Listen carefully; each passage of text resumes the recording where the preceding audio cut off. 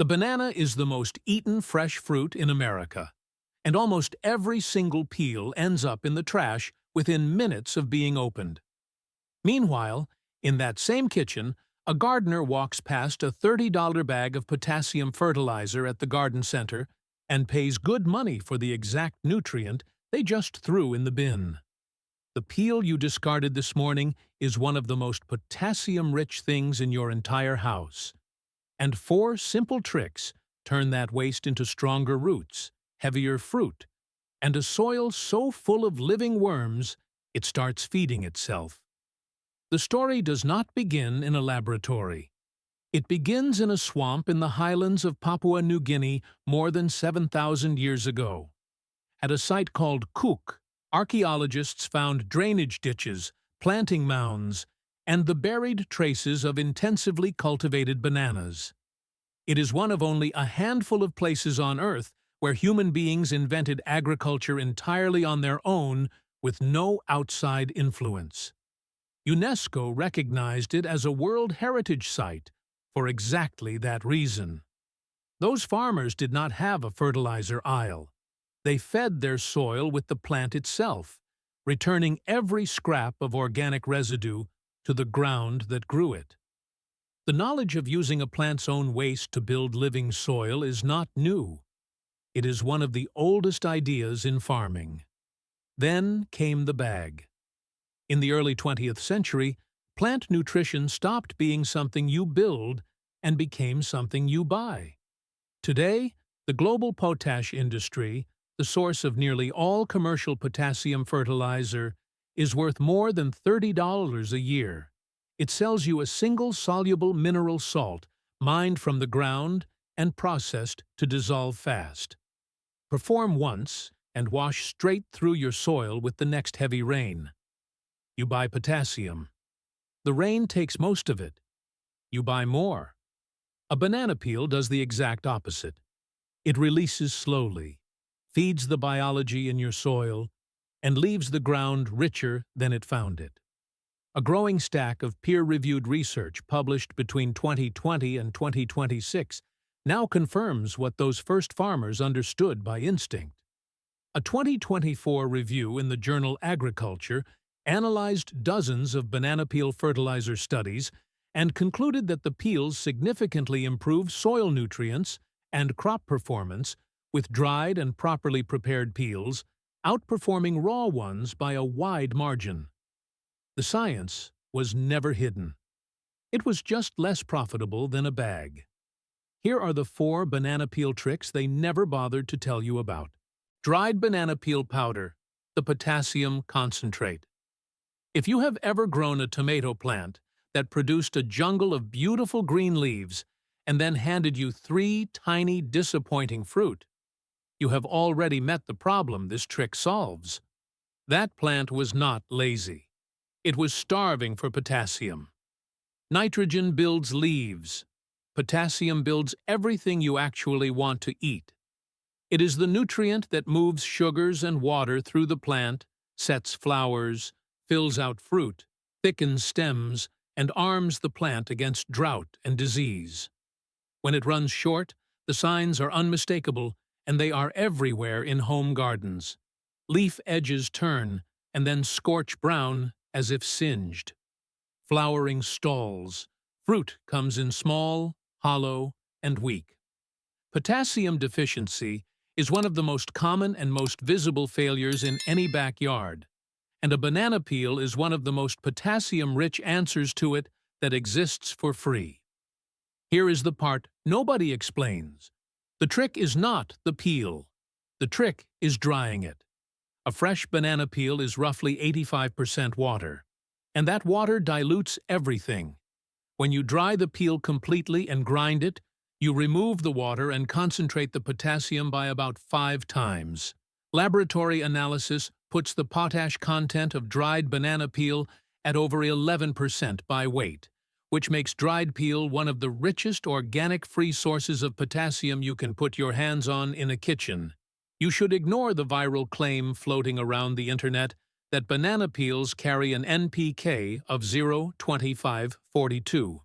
That number is nonsense, and your audience will know it. The real defensible truth is more than enough. Drying multiplies the potassium roughly 5-fold and turns garbage into a fertilizer concentrate. The research backs the result. A study published in the journal Agriculture documented dried banana peel improving the growth and yield of tomatoes. And a separate set of trials found banana peel fertilizer performing on par with commercial potassium chloride as a potassium source for eggplant. In peppers, researchers building a fertilizer from banana peel potassium reported growth and yield that beat both the untreated control and a standard chemical fertilizer.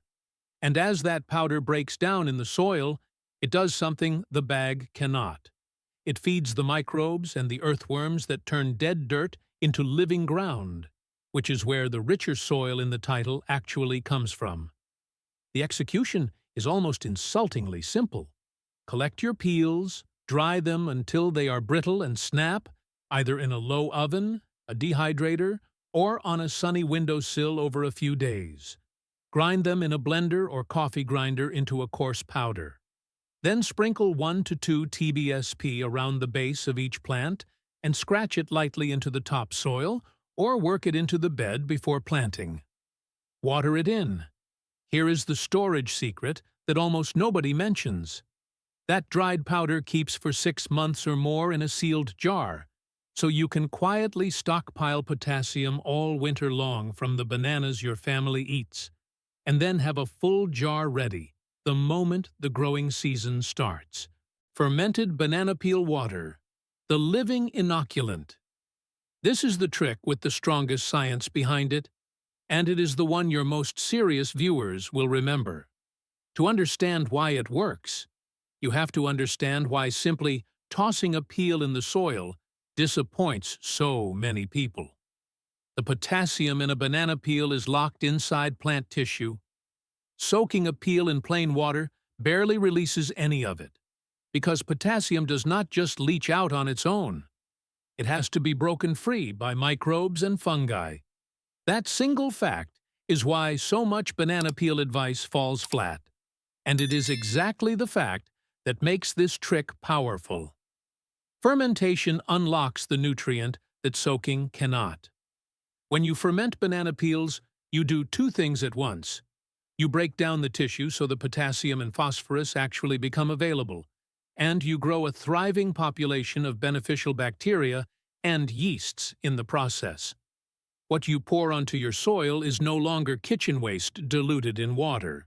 It is a living biological amendment, soluble nutrients, and active microbes in a single application. That is the conceptual upgrade.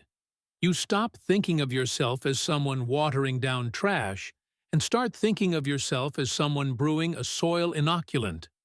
The peer-reviewed results are consistent. Multiple controlled studies have found that banana peel fermented water increases root length, shoot length, leaf size, and overall vigor in tomatoes and other vegetables compared to untreated plants. Studies on eggplant, mustard, and pomelo report the same direction of effect with fermented banana peel solutions improving plant height and fresh weight. And because you are pouring in live biology, the microbial bloom becomes food for the soil food web. Microbes feed protozoa. Protozoa and decomposing matter feed worms. And worms leave behind castings. You are not just fertilizing, you are stocking the soil with life. Here is how to make it. Chop a few peels and drop them into a jar. Cover them with water and stir in a heaping spoonful of sugar or molasses, which is fuel for the microbes. Rest a lid loosely on top so gases can escape, and leave it somewhere warm for 1 to 2 weeks, stirring when you remember. When it is ready, it should smell sweet and sour like a mild vinegar or yeast. If it smells genuinely rotten or foul, pour it out and start again. Strain the liquid, then dilute it heavily, roughly 1 part ferment to 5 or even 10 parts water, and pour it at the base of your plants. The reason this trick sits at number 2 and not number 1 is simple. It asks for patience and a few supplies. The powder works for everyone. The ferment rewards the gardeners willing to wait. Banana peels in the planting hole, the one-time deposit that feeds your tomatoes all summer. Every spring, gardeners everywhere perform the same ritual. They dig a hole, set in a young tomato, pepper, or rose, and backfill it. That hole is a once-a-year opportunity, and almost everyone wastes it. The first 6 to 8 weeks after transplanting are the single most important window in a plant's life. The stretch when its root system either establishes deep and strong or struggles. And that is the exact window a buried banana peel was made for. The mechanism is slow release.